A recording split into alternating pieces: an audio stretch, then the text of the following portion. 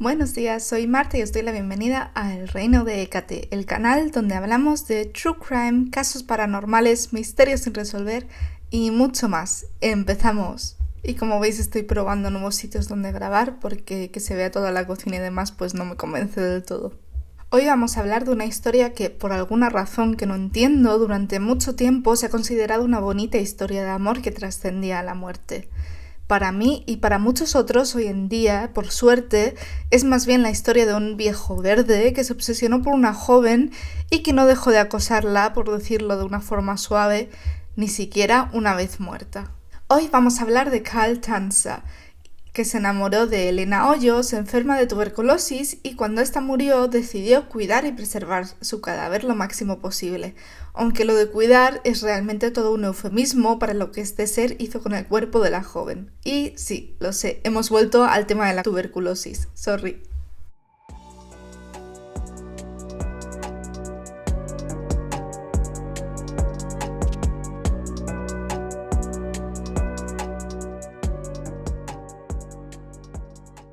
Georg Karl Tanza nace el 8 de febrero de 1877 en Dresden, Alemania. Él decía haber nacido en una familia aristócrata que tenía un palacio como hogar y que sus antepasados habían sido condes, pero se sabe que realmente procedía de una familia humilde. Como iremos viendo, esta será una de sus miles de mentiras. Sus padres eran Karl Tanza y Pauline Schulz. Karl Tanza Jr. tenía dos hermanas, de las cuales no sabemos los nombres. Y Karl Tanza decía que desde pequeño viajó mucho junto a sus padres y hermanas. Desde muy pequeño a Karl le interesaban las ciencias. Él dice que estudió ciencias en la Universidad de Leipzig. Según él, estaba titulado en medicina, filosofía, matemáticas, física y química. Y a estos títulos se le añadirían luego otros 4 más. Pero en la Universidad de Leipzig no se han encontrado registros de ningún alumno llamado Karl Tanzler. También decía haber viajado mucho por el mundo, que él era dueño, o más bien su familia, era dueña de una plantación de cocos en una isla en el Ecuador. Karl luchó en la Primera Guerra Mundial y tras la guerra estuvo unos años en Australia y después emigró a Estados Unidos. En 2020 se casó con Doris A., una mujer 10 años más joven que él, y tuvieron 2 hijas, Ayesa y Crystal. Crystal, por desgracia, murió con apenas 10 años debido a la difteria. Karl y su familia se mudaron durante un tiempo a Cuba, a La Habana, y más tarde a Zephyrhills, Florida, donde también vivía una de las hermanas de Karl. Sin embargo, en 1927, Karl aceptó un trabajo como radiólogo en el Hospital US Marine Hospital en Calle Hueso o Key West, lejos de su familia. Es aquí cuando Karl decidió añadirse a su apellido un origen noble. Empezó a llamarse o a hacerse llamar Karl von Kossel, que por supuesto esta era otra mentira. Y es que Karl afirmaba que mientras viajaba por Génova con su familia cuando tenía 10 años, se le había aparecido una antepasada suya, Ana Constantina von Kossel, que además le había revelado que el amor de su vida era una mujer exótica de cabellos negros. Esta descripción, por supuesto, no cuadraba con la de Doris, su mujer, así que se había propuesto ahora buscar ese rostro marcado por ondas negras que él veía en sus sueños. A pesar de que Karl nunca había estudiado nada relacionado con la medicina o la salud en general, parece que se adaptó bien al nuevo trabajo. Lo dicho, él decía que se había titulado en medicina, pero esto era otra de sus grandes mentiras. Empezó a interesarse por la medicina y comenzó a hacer sus propios ungüentos y otros remedios caseros que según él eran tan efectivos que empezó a jactarse de haber encontrado una cura para la tuberculosis. El caso es que en esta época la tuberculosis seguía estando muy extendida y la tasa de mortalidad era muy alta. Y mientras él se jactaba de poder curar la tuberculosis, tenían muchos pacientes en el hospital que morían de esta y además incluso compañeros de Karl que atendían a estos pacientes morían también de tuberculosis. Es decir, sus afirmaciones eran prácticamente insultantes para el resto de compañeros. Pero aún así se le tenía con mucha estima a Karl. Y es que Karl era tomado como una persona culta. debido a que decía haber estudiado en varias escuelas, había visto mundo, etc. Además, Karl, eso sí, pasaba muchísimas horas en el hospital y se preocupaba mucho por sus pacientes. Esto sí que era verdad, parecía que sí que se preocupaba realmente por ayudar a sus pacientes. Y Karl, mientras seguía ejerciendo su trabajo como radiólogo, no paraba de buscar a esa mujer exótica que sería su alma gemela. Y un día la encontró, en abril de 1930. Karl no se lo podía creer, estaba ahí en su silla y acababa de sacarle una muestra de sangre. Era una joven de rizos negros que tosía debido a la tuberculosis. Karl la reconoció enseguida, era la mujer que tantas veces había visto en sus sueños. Karl describe sus manos delicadas, su preciosa cara y su voz, que describe como infantil. Le gusta que parezca una niña. Y él tenía 50 años. La joven era Elena Milagros de Hoyos, una joven cubana. Tenía la piel blanca, cabellos negros y los ojos castaños. Era una auténtica belleza. Elena había nacido el 31 de julio de 1909. Era la hija menor de un comerciante de tabaco y era tan guapa que desde pequeña había estado trabajando de modelo. Estaba casada con un joven llamado Luis Mesa, pero ambos habían intentado tener un hijo y Luis Mesa había abandonado a Elena cuando perdió el hijo que ambos estaban esperando. Poco tiempo después, Elena había tenido que abandonar su trabajo como modelo y actriz debido a sus frecuentes ataques de tos que pronto se convirtieron en una tuberculosis bastante grave. Elena tenía tan solo 22 años cuando conoció a Karl Tanzler. Elena había acudido a Karl Tanzler recomendada por amigos de la familia que les habían hablado de él y de sus logros médicos. Y Karl, por supuesto, les dijo que haría todo lo posible para que Elena se recuperase. Y enseguida, Elena se convirtió en la protegida de Karl Tanzler. De pasar a ser su paciente favorita, pasaría pronto a ser la única. Y tanto Elena como su familia estaban muy contentos con estas atenciones, pues todos deseaban que Elena se recuperase. Elena pasaba mucho tiempo con Karl. En ocasiones le confesó tener mucho miedo a la muerte y Karl siempre la consolaba. A Karl se le rompía el corazón al verla así. Durante meses, Karl Tanzler estuvo probando todos sus ungüentos y demás supuestas curas para intentar que la salud de Elena mejorase. Pero estos tratamientos no tenían ninguna base científica. Karl realmente no tenía conocimientos de medicina y la sometió a descargas eléctricas y exposiciones constantes a rayos X que no servían para curar a la joven de tuberculosis. Pero Karl pensaba que si le daba descargas curativas, debemos recordar que esta es la época en la que pensaban que darte descargas en el cerebro te ayudaba, Elena se recuperaría. Pero Elena se consumía cada día un poco más. Karl incluso llegó a comprar una bobina de Tesla para darle las descargas a Elena y polvo de oro para mezclarlo en sus ungüentos curativos. Karl y Elena pasaban muchas horas juntos y Karl, por supuesto, no tardó en confesarle su amor eterno. Recordemos, Elena tenía 22 años y Karl tenía aquí unos 53. Karl era 30 años mayor que Elena, era incluso más mayor que el propio padre de Elena. Karl llenaba a Elena de regalos, dulces, joyas, ropa. Sabemos que Karl había confesado sus sentimientos a Elena, pero aunque parece que sí, mantenían una relación de amistad o de paciente y médico muy cercana, no consta en ninguna parte que Elena sintiese lo mismo por Karl Tanzler. Es muy probable que simplemente Elena no le rechazase porque era su médico y como tal podía ser quien la hiciese curarse.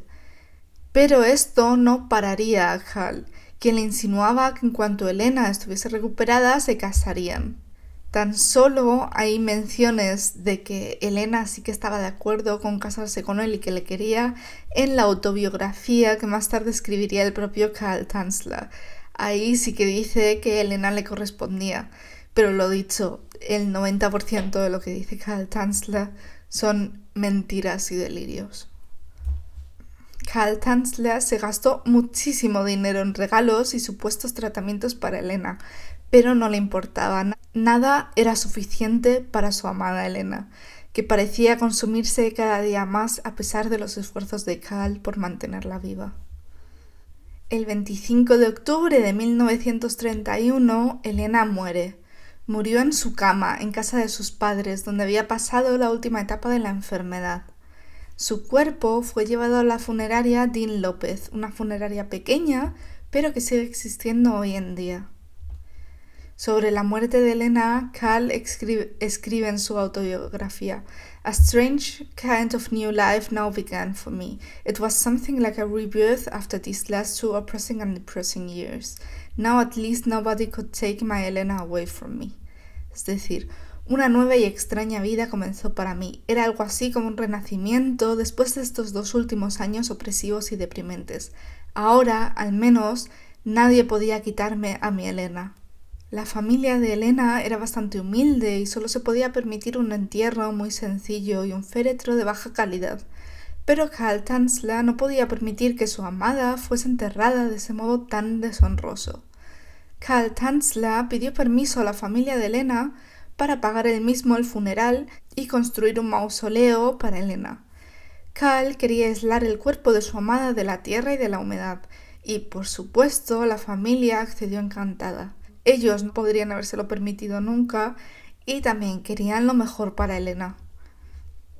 Mientras se construía el mausoleo en el cementerio de Key West, Cal pidió a la familia Hoyo dormir en el cuarto de Elena y estos reticentes aceptaron.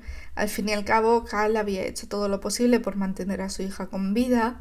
Ahora le estaba construyendo un mausoleo y ya pues daba realmente igual que estuviese tan obsesionado con ella. Cal dice que encontró bastante consuelo en dormir en la cama de Elena. Sus sábanas y la almohada seguían oliendo a ella. El mausoleo era un pequeño edificio de mármol, menor a la estatura media de una persona y con una puertecita enana por la que tenías que agacharte para entrar. Los primeros días después del entierro de Elena, y recordando el relato de Edgar Allan Poe, Entierro prematuro, de nuevo, sí lo sé, en otro mismo capítulo, tuberculosis y Poe otra vez. En fin, Cal abría el ataúd de Elena y ponía un vaso delante de la boca de la fallecida con la esperanza de que éste se empañase con su respiración. Cal no era capaz de aceptar que Elena había muerto y seguía con la esperanza de que en algún momento volviese a la vida. Cal se ocupó de proveer el mausoleo de electricidad e incluso instaló un teléfono dentro del propio mausoleo. Este teléfono sería utilizado todos los días por Cal Tanzler en su casa, desde donde decía que se comunicaba con Elena. Y todas las noches Cal regresaba al mausoleo para hablar con su amada fallecida. Cal era el único que tenía la llave que daba acceso al mausoleo. 18 meses después de la muerte de Elena, en abril de 1933, Cal Tanzler le contó a un amigo que, después de haber estado todos los días proponiéndole matrimonio, Elena por fin había aceptado. Por supuesto, el amigo se lo tomó como una broma, pero esa misma noche Cal Tanzler von Cosel se adentró en el mausoleo. Cal había intentado mantener ya en el mausoleo el cuerpo de Elena en el mejor estado posible. Había estado introduciendo en el cuerpo formaldehído y otras sustancias utilizadas para la conservación de los cuerpos. Pero esa noche Cal entró en el mausoleo para llevarse el cuerpo de Elena a su casa. Según él, Elena había estado hablando desde dentro del ataúd porque su espíritu seguía vivo y fue ella misma quien le pidió que le llevase a casa con él para casarse. Pero a pesar de los intentos por conservar el cuerpo de Elena intacto, este había empezado a descomponerse. Al fin y al cabo, Cal Tanzler no era médico ni había estudiado tanatopraxia y realmente no tenía ni idea de lo que estaba haciendo. Durante los siguientes 7 años, Cal Tanzler estuvo haciendo constantes reformas en el cuerpo de Elena para mantenerlo. Abrió el cuerpo y lo vació de órganos y, en su lugar, rellenó el cuerpo con trapos empapados en líquido embalsamador y en especias y canela china para eliminar el olor a podredumbre. Unió los huesos con alambres de piano y con ganchos de perchas para que no se soltasen. Y para la piel utilizó cera y trozos de seda para sustituir aquellas partes que empezaban a desaparecer. La cara de Elena se convirtió en una máscara. Cal trataba el cuerpo con lociones y aceites a diario para mantenerlo hidratado y perfumado. Tuvo que sustituir los ojos de Elena por prótesis de vidrio y fabricó una peluca con el pelo de Elena que se le había ido cayendo con el paso del tiempo. Solía mantener a Elena en su cama vestida con un traje de novia, con velo de encaje blanco y con una diadema, y la había engalanado con joyas. Carl Tanzler dice que celebró el rito matrimonial en privado con Elena y que incluso compró unas alianzas que a partir de entonces llevarían los dos, él y el cuerpo de Elena. Ahora, a ojos de Carl, estaban casados. Solo faltaba un detalle. Para poder consumar el matrimonio, Carl creó un conducto que introdujo en el cuerpo de Elena para así poder mantener relaciones con ella. También le daba descargas eléctricas con la bobina de Tesla que había comprado cuando Elena estaba viva. Al igual que había intentado curar con ella la tuberculosis de Elena, ahora intentaba revivirla mediante descargas eléctricas. Pasaron los años y la gente se sorprendía de ver feliz a Carl Tanzler. Parecía que se había olvidado de Elena y que había encontrado una nueva mujer que nadie había visto. Pero, a la vez, Carl estaba pasando cada vez más y más tiempo a solas en su casa. Carl hacía vida con el cuerpo de Elena. Si comía, la sentaba con él a la mesa, la sentaba en el sillón con él. Incluso había rumores de que alguien había visto a Carl Tanzler de noche en una barca con una mujer, que no era otra sino Elena, a la que Carl había llevado a pasar una noche romántica. Bailaban juntos durante horas y horas y Carl tocaba para ella el órgano. Nana, la hermana de Elena, a quien Carl odiaba porque la consideraba una mala copia de Elena, lo cual, como hermana pequeña que soy, que se parece a su hermana además, y soy claramente la fea, me parece completamente insultante porque, no sé, Nana no le ha hecho nada y no pretende ser la copia de nadie, simplemente se parecen porque son hermanas. Y no sé, en este caso creo que Nana seguramente encontraría algo de consuelo en parecerse a su hermana que estaba muerta. Pero en fin, los señores que siempre piensan que existimos para ellos y que creen que Nana intentaba ser Elena. En fin. Según la autobiografía de Carl Tanzler, hubo una serie de robos en el cementerio y a raíz de estos, Nana le pidió a Carl que abriese el mausoleo de Elena, porque él era el único que tenía una llave. Carl no quiso abrir el ataúd y Elena le dijo, vale, pues vamos a tu casa a ver si es que está ahí, porque le parecía muy raro que Carl no quisiese abrirlo. Entonces Nana y su marido se presentan en casa de Carl y Carl les invita a entrar y al entrar Carl incluso llama a Elena y le dice, Elena, tu hermana está aquí. Entonces, claro, Nana ve la especie de muñeca o maniquí en el que ha convertido a su hermana y no se lo quiere creer porque realmente no parece un cuerpo. Pero claro, lo gracioso es que esto lo leemos en la autobiografía de Carl Tanzler y Nana queda como la malvada que le intenta quitar a Carl a su amada. Y lo mejor es que, según Carl, él y el marido de Nana tienen una conversación en la que dejan a Nana como la loca. Pero en fin, Nana avisó, por supuesto, a las autoridades y Carl fue apresado por profanación y el cuerpo de Elena volvió a la funeraria, donde le sacarían muchas fotos a modo de documentación. La policía también investigó en la casa de Carl, y en la casa encontraron un prototipo de avión o cohete, y es que Carl pretendía viajar con Elena a la estratosfera. La nave había sido bautizada como Condesa Elena. Carl pensaba que la radiación de la estratosfera podría devolver la vida a Elena. Carl seguía obsesionado con que Elena podría revivir en algún momento, a pesar de que sus órganos, sus ojos, su piel, etc., habían sido sustituidos por vendajes y prótesis. Se le hizo un nuevo funeral a Elena, al que esta vez acudió muchísima gente. La noticia de la novia cadáver había corrido la voz. Su cuerpo se expuso durante 3 días y más de 6.800 personas fueron a verla. Se dice que los restos de Elena se dividieron en 3 y se la enterró en 3 sitios diferentes y sin marcar para que Carl Tanzler no pudiese encontrarla nunca cuando saliese de la cárcel. Y es que Carl no estuvo mucho tiempo encarcelado. Mientras que a unos pocos les parecía que había cometido un acto atroz, a muchos les parecía que había actuado movido por el amor y se compadecían de él. Les parecía un auténtico acto de amor y de perseverancia. Y además, por alguna razón, se dijo que su delito ya había prescrito, puesto que había robado el cadáver hacía 7 años. Pero 7 años no es nada y además seguía profanando el cadáver a diario. Pero en fin, yo no lo entiendo. Cuando salió de la cárcel, lo primero que hizo Cal fue preguntar si podía quedarse con el cuerpo de Elena. Pero claro, se le dijo que no lo podría encontrar nunca. Cal se mudó cerca de donde vivía su mujer de verdad, Doris, quien además, por lo visto, le estuvo cuidando hasta su muerte. Durante los siguientes 8 años, Cal estuvo pintando retratos de Elena y contándole a todo el mundo sobre ella, sobre el amor de su vida. Y además escribió su autobiografía llamada The Secret of Elena's Tomb, o sea, el secreto de la tumba de Elena. No me la he leído entera, me la he leído casi entera, pero es que muchas veces me enfadaba al final porque son las fantasías de un señor que claramente no está bien de la cabeza, unido a miles de mentiras conscientes, misoginia, sueños húmedos con un cadáver y...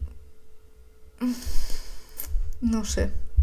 En fin, el libro se publicó en 1947. El 3 de julio de 1952, Carl Tanzler fue hallado muerto, desnudo, abrazado a una réplica de cera que había hecho de Elena. En su testamento había dejado escrito que quería ser enterrado con esta réplica de Elena, y le concedieron este deseo. Yo no lo habría hecho. Lo peor fue que en el funeral de Carl, un señor contó algo que puso a todos la piel de gallina. Él había sido el enterrador encargado de cortar el cuerpo de Elena para que Carl Tanzler nunca lo encontrase.